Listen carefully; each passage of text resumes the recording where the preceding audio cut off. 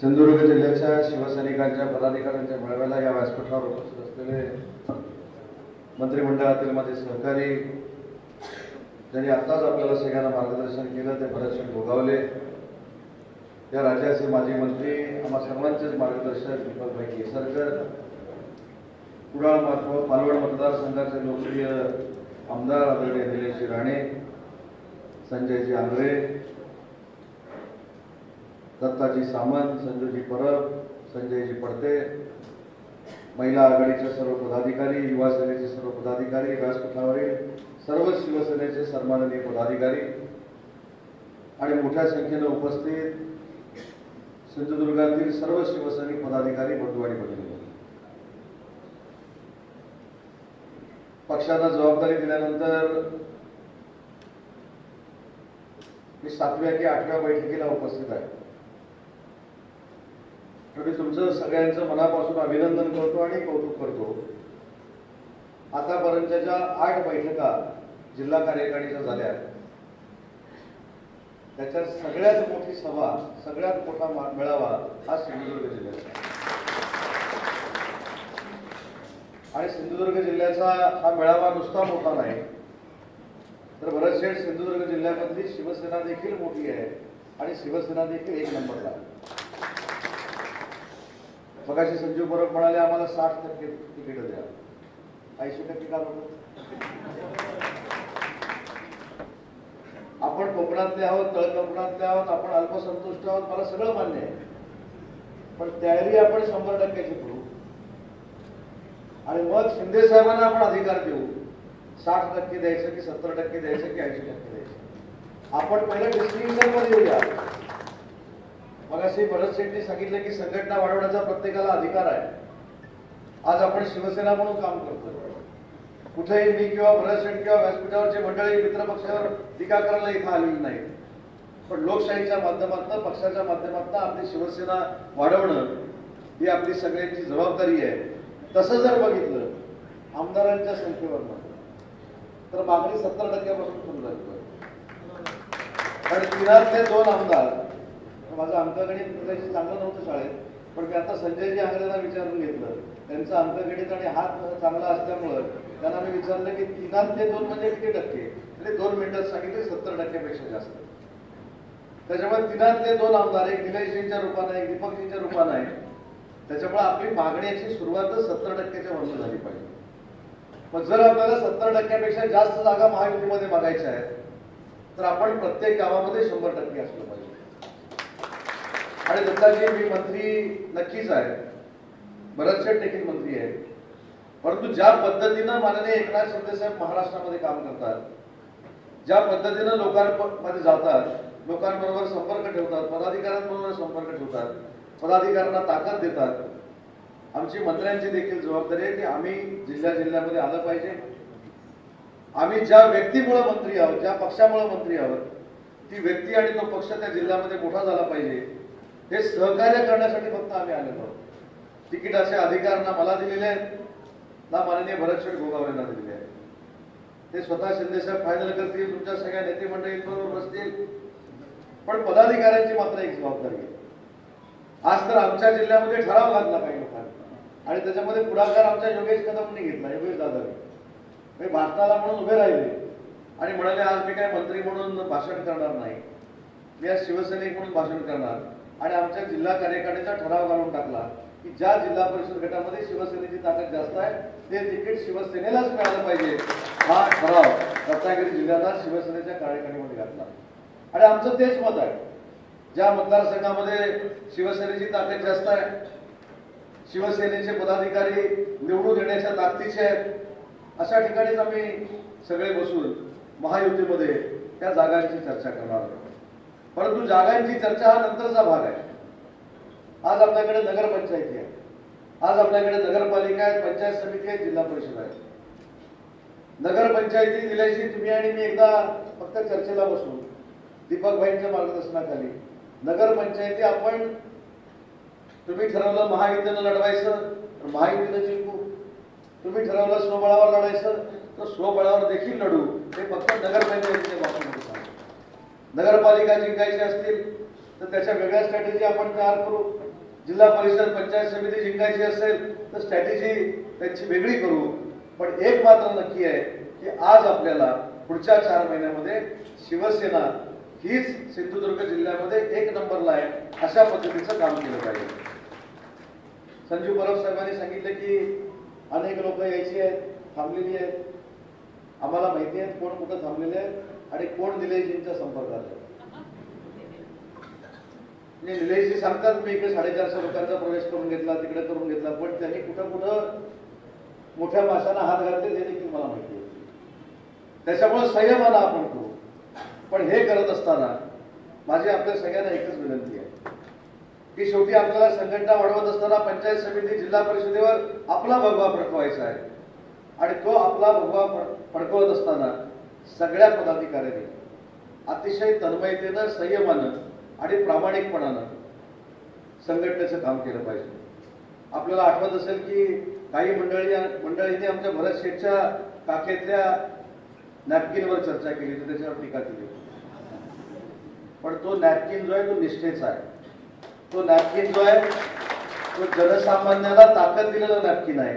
तो नॅपकिन जो आहे त्या नॅपकिनच्या जनसामान्यांच्या आशीर्वादावरच भरत शेठ गोगावले 4-4 वेळा निवडून आले. आणि म्हणून तुमचा एक लक्षात आलं असेल, मी भरत शेठना विचार एकदा एक दिवस ट्राय केला होता. भरत शेठना सांगितलं होतं तर तुमचा नॅपकिन एक दिवस मी पूर्ण विधानसभेमध्ये वापरणार आहे. 2 मिनिटं झाले की खाली पडायचा. भरत शेठनी 22 मिनिटं भाषण केलं. 22 मिनिटं नॅपकिन जरा सुद्धा हलला नाही. हे देखील कसं आहे आणि ते रायगडामध्येच असू शकतं. त्याच्यामुळे भरत शेठ मला विश्वास आहे की तुम्ही रत्नागिरीमध्ये आला, रत्नागिरीच्या देवदेवतांचा आशीर्वाद तुम्ही घेतला, रत्नागिरीकरांची सदिच्छा तुम्ही घेतली. आज तुम्ही सिंधुदुर्गामध्ये आला, सिंधुदुर्गवासियांचा आशीर्वाद घेतलाय. उद्या पंढरपूरला तुम्ही जाताय, पंढरपूरला. त्याच्यामुळे तुमची इच्छा भविष्याच्या कालावधीमध्ये पूर्ण होणार आहे असं आम्हाला तळकोपरातल्या लोकांना वाटायला लागलेला आहे.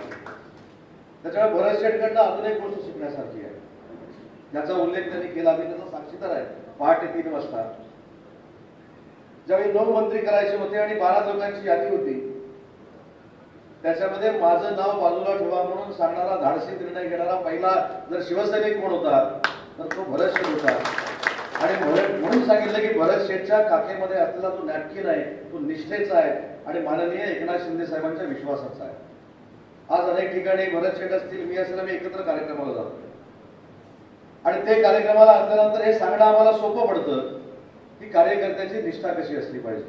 ठीक आहे, जिल्हा परिषद पंचायत समितीचं तिकीट इकडे तिकडे होऊ शकतं, उमेदवारी इकडे तिकडे होऊ शकते. निलेशजी, आपण देखील या ठिकाणी उल्लेख केलात की तुम्हाला कोणाशी स्पर्धा करायची नाही. मला असं वाटतं की प्रत्येक कार्यकर्त्यानं जर हे ठरवलं, आज आपण निलेशजींचं नाव घेतो, निलेशजींमुळं ज्या पद्धतीचं एक सिंधुदुर्गामध्ये वातावरण दीपकभाईंच्या नेतृत्वाखाली निर्माण झालं हे कोणी नाकारू शकत नाही. मी या जिल्ह्याचा 2.5 वर्ष पालकमंत्री होतो. 2.5 वर्ष पालकमंत्री होतो. त्याच्यामुळं सावंतवाडी मतदारसंघ जर सोडला तर पुढे बाकी काय परिस्थिती होती निलेशजी हे मला पूर्ण माहिती आहे. त्याच्यामुळं तुमच्या येण्यामुळं 100% शिवसेनेला ताकद मिळालेली आहे. आणि दीपकभाईंचा असलेला अनुभव, त्यांनी या संपूर्ण जिल्ह्यामध्ये केलेलं काम, त्या सगळ्याचा जर ताळमेळ आपण व्यवस्थित ठेवला तर मला असं वाटतं की तुमच्या मनातली इच्छा शिवसेनेचा भगवा फडकवायची ही पूर्ण व्हायला वेळ लागणार नाही. अजून एक माझी छोटीशी विनंती आहे, कोणी वैयक्तिक मनाला लावून देऊ नका. मी मगाशी भरत शेठना सांगत होतो, गेली 25 वर्ष मी निवडून देतो, पण 25 वर्षात निलेशजी मी जबाबदारीनं सांगतो, 25 वर्षात माझ्या मतदारसंघातला एकही कार्यकर्ता कधी मुंबईला आला नाही. कधीच मुंबईला आला नाही. त्यांनी जर उदय सामंतवर विश्वास ठेवलाय, निलेश राणेंवर जर कार्यकर्त्यांनी विश्वास ठेवलाय, दीपकभाईंवर ठेवलाय, तर पदाधिकाऱ्यांना मला असं वाटतं की मुंबईला यायची काही आवश्यकता नाही. काही ट्रेंड असतात, मला माहिती आहे, काही पश्चिम महाराष्ट्राची एक पद्धत आहे, काही उत्तर महाराष्ट्राची एक पद्धत आहे, काही विदर्भाची एक पद्धत आहे की सोमवारी निघायचं, मंगळवार बुधवार हे कायमस्वरूपी मुंबईला काही कामासाठी यायचं. हा माहिती आहे मला, पद्धती आहे. परंतु जर आपल्याला प्रामाणिकपणानं काम करायचं आहे तर आपल्या शिवसेना पक्षाची प्रतिमा जपणं ही देखील आपल्या काळाची गरज बनलेली आहे. आहे ना, मी मुंबईमध्ये आहे, निलेशजी मुंबईमध्ये आहेत, दीपक भाई मुंबईमध्ये आहेत, भरत शेठ गोगावले मुंबईमध्ये आहेत. आम्ही सगळे तुमचं नेतृत्व करण्यासाठी, तुमचे नेते म्हणून नाही तर तुमच्यातलेच कार्यकर्ते म्हणून, तुमचे प्रतिनिधी म्हणून आम्ही मुंबईला काम करतो. मी अभिमानानं सांगितलं गाडीत, भरत शेठ तुम्ही 6 महिन्यामध्ये एक जरी माझा कार्यकर्ता पत्र घेऊन तुमच्याकडे आला असेल मतदारसंघातला तर मी माझ्या मंत्रिपदाचा राजीनामा देतो असं भरत शेठला. शेवटी आपण ही यंत्रणा तयार केली पाहिजे, आपण विश्वास ठेवला पाहिजे. आणि मी स्वतः बघतोय, दीपक भाई असतील, निलेशजी ज्या बैठका घेत आहेत, दशावताराचा उल्लेख केला. मी पालकमंत्री असताना देखील दशावतारवाल्यांची हीच मागणी होती की आम्हाला सांस्कृतिक मंत्र्यांकडून न्याय मिळवून दिला पाहिजे. परंतु त्याच्यामध्ये पुढाकार त्यांनी घेतला. दिलेशी काही नियतीच्या मनामध्ये काही संकेत असतात आणि ते संकेत असे असतात की ती कामं त्यांच्याच ज्या माणसाच्या आम्हाला माहिती असतात त्याच्यासाठी तुम्ही कदाचित आमदार झालेत. आणि म्हणून मला स्पर्धेपेक्षा आपण काही चांगल्या गोष्टी स्वीकारल्या पाहिजेत कार्यकर्त्यांनी, असं माझं प्रामाणिक मत आहे. मी देखील आज राज्याचा मंत्री म्हणून काम करतो. भरत शेठ स्वतः इथं आहे. आम्ही देखील एक नियम करून घेतलेला आहे. मी तर महाराष्ट्रामध्ये फिरतो, भरत शेठ महाराष्ट्रामध्ये फिरतात, परंतु आठवड्यातले 2 दिवस माझ्या जिल्ह्यामध्ये मी असलं पाहिजे. माझ्या जिल्ह्यातल्या लोकांना मी न्याय दिला पाहिजे आणि त्या 2 दिवसापैकी 1 दिवस मी आमदार म्हणून माझ्या मतदारसंघामध्ये मी घराघरात गेलं पाहिजे, लोकांशी संपर्क ठेवला पाहिजे. ही भूमिका जर आमची मंत्र्यांची असते तर काही मंडळींनी जरा इथं राहून काम करण्याची आवश्यकता आहे. कारण शेवटी आपल्याला संघटन वाढवायचं आहे. पदाधिकारी करायचं, कसं करायचं, नाही करायचं हे सगळे मंडळी ठरवतील. पण आज आमच्यावर साहेबांनी काय जबाबदारी दिली, कोणाला तिकीट द्यायचं आहे, कोणाला तिकीट द्यायचं नाही ह्याची चर्चा करायची नाही. तर तुमच्यामध्ये एक उमेद जागृत करा की मंत्री तर तुमच्या सोबत आहेतच, परंतु आपले पक्षप्रमुख मुख्य नेते एकनाथ शिंदे साहेब देखील तुमच्या सोबत आहेत. फक्त त्या व्यासपीठावर जरी नसले तरी ते कायमस्वरूपी आपल्या मागे उभं राहणार आहेत. हा माझा संदेश घेऊन तुम्ही सिंधुदुर्गामध्ये जा, रत्नागिरीमध्ये जा, अन्य ठिकाणी जा, अशा पद्धतीची भूमिका एकनाथ शिंदे साहेबांची आहे. आणि मगाशी दीपक भाईंनी देखील सांगितलं कशा पद्धतीनं राजकारण होतंय. निलेशजींनी सांगितलं की एकनाथ शिंदे साहेब कशा पद्धतीनं काम करतायत. आपल्याकडे फार मोठा ठेवा आहे कामाचा.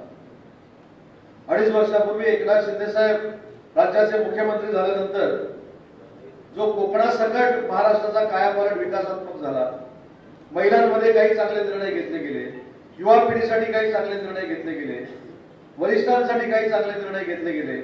या निर्णयाची अंमलबजावणी तर झालीच, पण जी अंमलबजावणी झाली आणि ही अंमलबजावणी होत असताना ज्यांना ज्यांना त्याचा फायदा झालाय त्या घटकापर्यंत जर आपण पोहोचलो तर कुठच्याही परिस्थितीमध्ये कुठचीही निवडणूक ग्रामपंचायतीपासून जिल्हा परिषद पर्यंतची आपण जिंकू शकतो, एवढी त्या निर्णयामध्ये ताकद आहे. महिला भगिनींना देखील सांगितलं होतं विधानसभेच्या निवडणुकीमध्ये की मुख्यमंत्री माझी लाडकी योजना आम्ही बंद करणार आहे. मी मागच्या वेळी देखील सांगितलं होतं आणि आज देखील शिवसेना पक्षाच्या वतीनं आणि शिंदे साहेबांच्या वतीनं सांगतो की काही झालं तरी मुख्यमंत्री माझी लाडकी बहीण योजना बंद होणार नाही. ही महिलांसाठी असलेली योजना. त्याच्यामुळे काही लोक गैरसमज पसरवतात, काही लोक वाटेल त्या परिस्थितीमध्ये टीका टिप्पणी करतात. या सगळीकडे दुर्लक्ष करून आपण एका ध्येयानं, एका संकल्पनेनं ही निवडणूक आपण कशी जिंकता येईल यासाठी प्रयत्न केले पाहिजे. माझा देखील जिल्हा सिंधुदुर्ग आहे.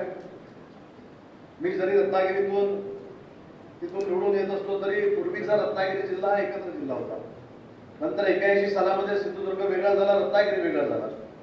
पण या दोन्ही जिल्ह्याच्या पदाधिकाऱ्यांचे नातेसंबंध किंवा पदाधिकाऱ्यांचा संपर्क हा दोन्ही जिल्ह्यामध्ये असतो.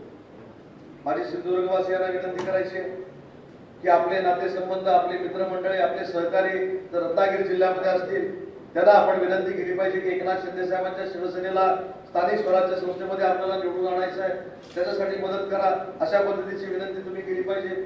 आम्ही सकाळी रत्नागिरीकरांना देखील सांगितलंय की सिंधुदुर्गामध्ये तुमचे जर नातेवाईक असतील तर तुम्ही त्या ठिकाणी देखील सांगितलं पाहिजे.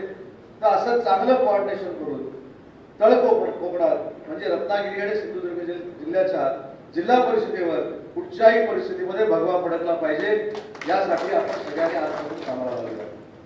आज अनेक पत्रकार बांधव देखील इथे उपस्थित आहेत. आजच्या बैठकीमध्ये आमच्याकडनं तुमच्या अपेक्षा फार होत्या असतील असं मला वाटतं, बरोबर ना? पण आमची आपल्याकडनं अपेक्षा एवढीच आहे, ही जी गर्दी आहे 24 तासातून एवढी दाखवली तरी आम्हाला समाधान आहे. या गर्दीवरनं निष्पन्न होईल की या सिंधुदुर्गामध्ये एक नंबरी शिवसेनाच आहे. त्याच्यामुळे माझी आपल्याला विनंती आहे, जबरदस्ती नाही म्हणजे नाहीतर, कारण शेवटी चौथा स्तंभाचा आदर आम्हाला सगळ्यांनाच आहे.